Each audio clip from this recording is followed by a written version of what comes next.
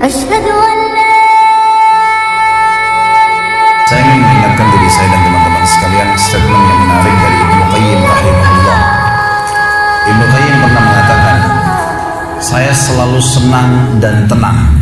Saya selalu senang dan tenang melalui kehidupan dunia ini karena dua hal. Yang pertama adalah saya selalu senang dan tenang karena saya tahu ajal saya sudah ditentukan oleh Tuhan saya. Maka tidak akan pernah bertambah sesaat dan tidak akan berkurang sesaat. Artinya kalau saya akan meninggal 60 tahun ya 60 tahun. Mau sehat, mau sakit, ya, mau kaya, mau miskin, sudah saatnya mati akan mati. Maka saya tidak perlu repot dengan itu. Saya tinggal mengisi hidup saya dengan kebaikan-kebaikan, tinggalkan keburukan, udah sampai ajal datang. Saya selalu senang dan tenang karena ajal saya sudah ditentukan oleh Tuhan saya, tidak akan bertambah saat dan tidak akan berkurang saat. Lalu yang kedua, ini saksi bahasan kita. Dia mengatakan saya selalu senang dan tenang karena rezeki saya tidak akan diambil oleh orang lain. Teman-teman sekalian, garis bawahi satu hal. Tidak ada dalam Islam namanya rezeki kita diambil oleh orang lain. Pernah waktu saya tabligh akbar di Surabaya dan membahas masalah materi kita tadi subuh, kenalilah Tuhanmu kau akan bahagia. Ada seorang pengusaha muda datang kepada saya dan berkata, Ustaz, saya bersama dengan beberapa teman-teman saya coba untuk melobi masuk ke dalam satu proyek. Dan di antara teman-teman saya bukan memuji diri, tapi saya orang yang paling baik ibadahnya di antara mereka. Artinya mereka masih sholat pun ya kalau disuruh. Kalau saya masih menjaga sholat. Tapi anehnya Ustaz, pada saat ya, proyek tersebut sudah didapatkan, teman-teman saya semua dapat kecuali saya. Saya nggak dapat. Gimana cara memahami ini? Sementara saya tahu benar bagaimana ibadah mereka yang kurang kepada Allah Subhanahu wa ta'ala. Lalu saya jawab, itu belum rezeki Anda. Itu aja jawabannya. Itu belum rezeki Anda. Kalau rezeki Anda pasti akan datang. Nggak akan kemana-mana itu kalau sudah rezekinya. Apalagi yang berhubungan dengan rezeki mutlak tadi yang saya jelaskan. Jadi kita harus pahamin berhubungan dengan rezeki masalah ini. Jadi yakinlah tidak ada rezeki diambil oleh orang lain. Tinggal bagaimana kita berusaha punya ilmu. Kalau ingin kembangkan dan dapat yang ikhtiar lebih banyak lagi, dan syukuri. Yang kedua teman-teman, kiat untuk menambah rezeki adalah infak, sedekah. Harus kita ubah nih satu kaidah kapitalis yang mengatakan menabung pangkal kaya. Maaf teman-teman yang suka nabung nih. Bukan saya larang nabung, bukan. Tapi dalam Islam bukan menabung pangkal kaya, tapi sedekah pangkal kaya. Nggak bisa ketemu antara nabung dengan sedekah, nggak bisa ketemu nih. Susah ketemunya. Karena sedekah disuruh keluarin, ini nabung disuruh simpan, gitu kan? Nggak bakal ketemu. Dalam Islam makin sering kita keluarkan di jalan Allah, makin terbuka tuh rezekinya. Ya, ini dalilnya banyak. Di antaranya hadis Bukhari, hadis Qudsi, di mana Allah Subhanahu wa taala berfirman, kata Nabi SAW, Allah berfirman, "Ya bna Adam, anfik alaih." Wahai anak Adam, berinfak dulu di jalanku, aku baru berinfak padamu. Sedekahin dulu, baru aku kasih kamu. Jadi ini kata kuncinya, makin sering keluarkan maka makin bagus. Makin bagus yang kita kasih, ya, makin sempurna balasan dari Allah. Coba renungi perkataan Urwah bin Zubair rahimahullah, seorang ulama tabi'in yang masyhur. Urwah bin Zubair ini ayahnya namanya Zubair bin Awam, salah satu sahabat ya, dari 10 orang yang jamin masuk surga. Anaknya namanya Urwah, ulama besar, gitu kan, dari tabi'in. Urwah mengatakan, janganlah seseorang di antara kalian memberikan untuk Allah, keluarkan di jalan Allah sedekah, sesuatu yang dia malu kalau dia berikan kepada pemimpin satu kaum. Satu hal yang harus digarisbawahi, dan akan saya bacakan banyak sekali dalil berhubungan dengan masalah itu, di mana Allah Subhanahu wa taala menyuruh kita keluarkan. Ingat, makin baik kita berikan, makin baik juga respon dari Allah Subhanahu wa taala. Coba teman-teman muhasabah nih. Kalau celengan masjid lagi lewat dan Anda punya 1000 baru 1000 tua, yang mana ditaruh?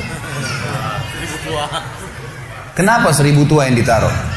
Karena belum tahu nih, kalau saya berikan di jalan Allah, ini akan datang responnya. 1000 baru yang kita beli air mineral di luar sana, ini pemahaman yang salah. Ini yang kita mau lurusin malam ini nih. Mestinya teman-teman sekalian cari uang yang baru dikasih ke jalan Allah, yang tua dipakai belanja. Mestinya begitu. Karena makin baik kita berikan, maka makin baik responnya. Gitu kan? Makanya kata para ulama, siapa yang memberikan sesuatu yang baik pada Allah di jalan Allah, Allah akan balas dia dengan kebaikan. Saya akan angkat sebuah kisah teman-teman sekalian. Kisah seorang ulama tabi'in bernama Rabi' ibn Haytham rahimahullah. Rabi' ibn Haytham ini ulama yang sangat terkenal dengan kesolehannya, luar biasa kesolehannya orang ini. Jadi dia di akhir hidupnya, Rabi' ibn Haytham ini muridnya Abdullah bin Umar, muridnya Abu Musa al-Asy'ari, sahabat-sahabat yang mulia. Ini murid langsungnya, ulama tabi'in yang terkenal, Rabi' ibn Haytham. Rabi' ibn Haytham ini di akhir hidupnya sempat stroke setengah badan. Datanglah dua orang muridnya bertamu ke rumahnya, dan ini termasuk adab yang baik. Kalau teman-teman mendapatkan seorang alim ulama dan memang dia bersedia bisa didatangin, kunjungin, minta nasihat, atau ketemu minta nasihat, atau ada di pengajiannya lah. Mereka datang mengatakan, begitu masuk, kebetulan stroke setengah badan, bagian kiri tubuhnya stroke ini. Ada 4 kejadian di rumahnya pada saat itu.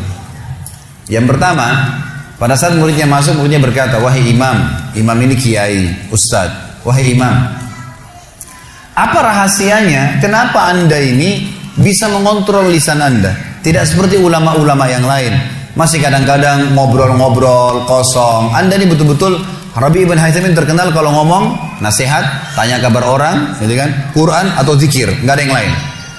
Ini itu saja 4 tuh dari lisannya, nggak ada yang lain, luar biasa. Kalau bukan nasihat orang, tanya kabarnya orang lain, gitu kan, apa kebutuhan mereka, kemudian berzikir atau baca Quran. Gitu. Ini masuk dalamnya, zikir adalah doa. Maka dikatakan apa sih, murid-muridnya bilang, apa rahasianya anda melakukan seperti ini? Dan ini saya sempat angkat di khutbah Jumat kita kemarin, potongan kisah ini. Maka Rabi' ibn Haytham mengatakan, wahai murid-muridku, apakah kalian sampai sekarang masih ragu ada Tuhan namanya Allah? Dan kalian masih ragu di pundak kanan dan kiri kalian Allah telah letakkan malaikat yang akan mencatat amal baik dan amal buruk kalian. Dan pasti demi Allah akan dibacakan dan dihisapkan untuk kalian di sana, di akhirat nanti. Artinya saya bisa mengontrol lisan saya karena saya tahu Tuhan saya selalu melihat, dan ada malaikat yang mengawasi, tidak pernah tidur nih, 24 jam terus mengawasi, baik dicatat buruk dicatat. Lalu kemudian muridnya mengatakan, baiklah kalau gitu, dapat ilmu. Kejadian pada saat itu teman-teman sekalian yang lain adalah, yang kedua, baru mau ngobrol sama murid-muridnya, tiba-tiba anaknya Rabi' bin Haytham keluar dari dapur, masuk ke ruang tamu pamit. Anak laki-lakinya lalu berkata, wahai ayahku, semoga Allah senantiasa menjaga anda. Ibu saya membuatkan untuk anda makanan namanya halwa pada zaman itu. Halwa ini Bapak Ibu sekalian makanan yang mahal. Bahannya susah, bahannya mahal, buatnya susah, lama diadon berjam-jam baru jadi. Dan ini dimakan oleh pejabat-pejabat gitu. Rabi' bin Haytham rahimahullah ini punya ciri khas, mereka tidak pernah rewel. Di rumahnya dihidangkan makan apa sama istrinya, dimakan sama dia, baik sekali orangnya. Udahlah, dunia dilaluin sama dia begitu saja. Maka anaknya datang dan mengatakan, wahai ayahku, ibuku membuatkan untuk anda halwa, makanan yang mahal bahannya dan juga susah buatnya. Tapi anaknya bilang, ibu saya buat halwa buat anda. Ibu saya berharap anda memakannya, gitu. Lalu kata Rabi' bin Haytham, baiklah, keluarkan aja. Dikeluarkanlah makanan tersebut. Lalu halwa ini dipotong-potong, karena kue yang bagus dan cukup besar, di nampan besar dipotong-potong. Baru saja Rabi' bin Haytham mau memegang dengan tangan kanannya, karena sebelah kirinya sakit, diambil sebelah kanan, kemudian dia kasih isyarat murid-muridnya untuk ambil juga. Baru mereka mau pegang, tiba-tiba pintu rumahnya ada yang ketuk. Diketuk. Dia kasih isyarat anaknya, suruh buka pintu itu. Dibuka pintu itu. Anaknya pergi sana. Waktu dibuka teman-teman sekalian, ini ternyata yang ketuk pintu bukan orang biasa, orang yang luar biasa, orang gila, gitu kan. Jadi bukan orang yang peminta-minta biasa, orang yang luar biasa, orang yang selalu anggap ini udah deh, nggak usah dilayanin, nggak usah diajak ngomong, nggak usah diperhatikan, gitu kan. Orang gila ini ketuk pintu dengan pakaiannya yang lusuh, tidak pakai alas kaki, rambutnya berantakan, kasih isyarat minta makan. Rabi' ibn Haytham rahimahullah tunjuk anaknya, suruh datang, angkat nih halwa, kasih orang gila itu. Halwa nih, makanan yang mewah, kasih orang gila itu. Dibawa sama anaknya. Anaknya ini, Rabi' ibn Haytham waktu bawa piring itu, niatnya ingin memberikan ke orang gila 1 potong, gitu kan. Begitu tiba depan pintu, orang gila lihat makanan enak, walaupun gila tahu juga nih makanan enak, gitu kan. Diambil sama dia piringnya.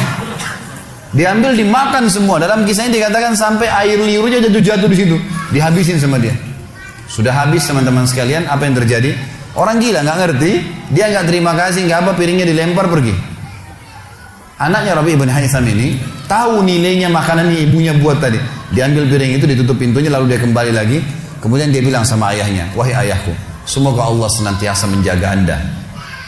Sebelum saya lanjutkan kisah teman-teman sekalian, saya sarankan juga bahwa teman-teman di sini yang sudah punya anak, biasakan selalu menggunakan doa antara suami istri dengan anak, itu penting sekali.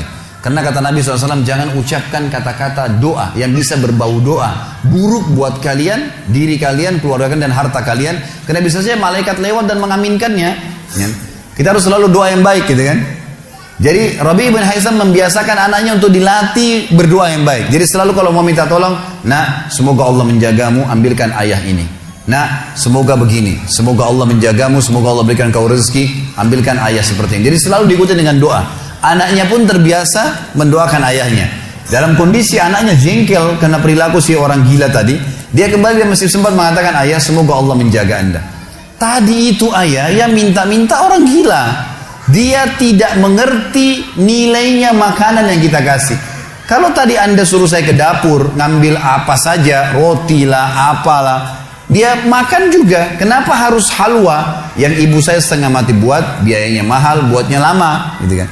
Jadi anaknya butuh jawaban nih. Perhatikan apa jawabannya orang beriman kepada Allah dan tahu benar kata kunci bertambahnya rezeki justru dengan sedekah itu. Kata dia apa? Ya waladi, illam yadri, fallahu yadri. Baru dia baca ayat lan tanalul birra hatta tunfiqu mimma tuhibbun. Wahai anakku, kalau orang gila itu tidak tahu nilainya makanan yang kita kasih, nggak penting buat saya. Karena Allah tahu nilainya. Bukan dianya, tapi Allah tahu nilainya. Dan ingatlah firman Allah, kalian tidak akan mendapatkan, gitu kan? Kalian tidak akan mendapatkan balasan sempurna daripada sedekah kalian sampai kalian menginfakkan apa yang paling kalian cintai. Saya suka halwa itu, tapi disuruh kasih. Teman-teman sekalian, pelajaran luar biasa dari kisah ini. Pernah nggak kita berpikir berikan makan orang gila? Kadang-kadang subhanallah kita lihat orang gila ambil di sampah, kita biarin, nggak mau dilihat. Kalau kita nggak kasih makanan dia, siapa yang akan kasih makan? Dan Allah tetap menilai kita dan sesuai dengan niatnya. Innamal a'malu binniyat. Termasuk saya pernah jelaskan ke jamaah saya di pengajian. Kalau ada orang datang ke masjid kita ini sekarang bawa proposal teman-teman sekalian. Nih proposal, saya mau bangun masjid. Butuh bantuan 1 miliar. Kita nyumbang semua. Terkumpul 1 miliar. Sebulan kemudian kita tahu orang itu dusta. Rugi kah kita? Tidak rugi sama sekali. Kita akan dapatkan pahala bangun masjid walaupun masjidnya belum dibangun. Karena innamal a'malu binniyat, gitu kan? Allah akan kasih begitu. Siapa yang niat mengerjakan satu perbuatan, niat dalam hatinya, belum dikerjakan dapat 1 pahala. Dikerjakan diberikan pahala 10 kali lipat sampai 700 kali lipat kata Nabi SAW.